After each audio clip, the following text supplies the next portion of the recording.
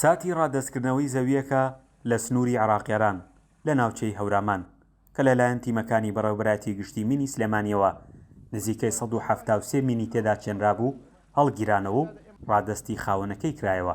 وەک خاوەنەکەی دەڵێ پێشتر نەیانتوانیوە بێنە ناو زەویەکەیان. ئەگەر کەسێک بەو بەرەو بڕۆشتە لە ناو مینەکانە بێمە ڕامان کردە یام ئەگەر وڵاخێک خەڵک بەڕەڵایە کرد یام حیواندا باتایە بۆ ئێرە ئەوە ئێمە ڕامان کردە کە مەترسی لەسەر هەم ژیانێمە و ژیانی ئەوانیشە بوو. لە شەڕی عێراقیێراندا سەدان مین لە جۆری ڤالمارای ئیتالی لە هەورامان چێنراون کە لە ڕابردوودا نزیکەی 800 هاوڵاتی لە سنووری هەڵەبجە و هەورامان بۆ هۆکاری مین بوونەتە قوربانی.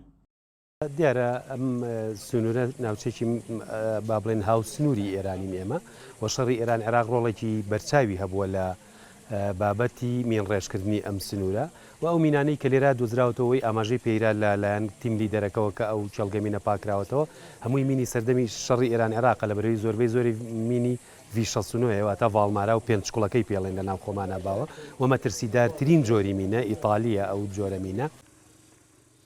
لە کاتێکدا تیمەکان بەردەوامن لە کارەکانیان بەڵام لەلایەن حکوومەتی هەرێمی کوردستانەوە گرێبەستی 194 ئۆتۆمبیلیان هەڵوەشاوەتەوە و ئەوە ژوای کردووە ئێستا لەلایەن وڵاتی سلۆڤینیاوە ئۆتۆمبیلیان بۆ دابین بکرێت. عەقدەکانیان بۆ نوێ نەکردبوونەوە کەواتە هەموو تیمەکان بێسەیارە بوون. ئای تابعاً کۆی پرۆسەی ماینێکشن لە هەرێمی کوردستان پەچ کەوت بە ئەوەی کە بەڵێنیان بە دەستگای گشتی کاروباری میندا بوو حکوومەتی هەرێمی کوردستان کە لە بری ئەو سیارانە سیارەیان بۆ دابین بکەن و بۆیان بکڕن تا ئێستاش سیارە نەکردراوە. بەرپرسانی ئیداری داوا لە هاوڵاتیان دەکەن لە کاتی هەبوونی مین لە کێڵگەکانیاندا ئاگداریان بکەنەوە و تا ڕووداوی نەخوازرا و ڕوونەدات.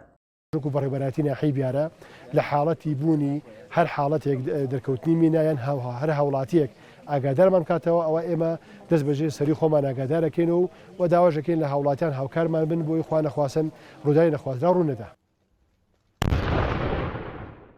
لە هەرێمی کوردستان 776 کیلۆمەتر چوارگۆشە زەوی بە مین چێنراوە.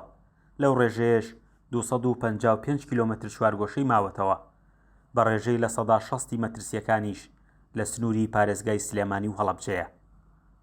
فەرحان هەورامانی، دەنگی ئەمەریکا، هەورامان.